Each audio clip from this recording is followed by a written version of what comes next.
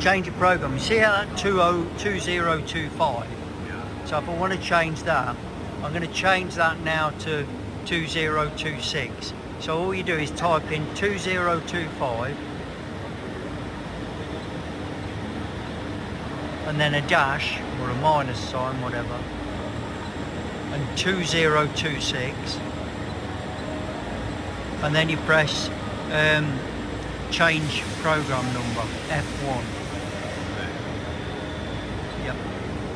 And that's now changed that to 2026, right? Up here, look. Yep. And what I want to do now is I'm going to copy that to 2025. The way that you copy a program is if you now type in, say for example, 2027 dash 2025, yeah, and then if you cursor across here, you'll see it says copy, and that's copied it. Okay. It's quite easy to copy programs.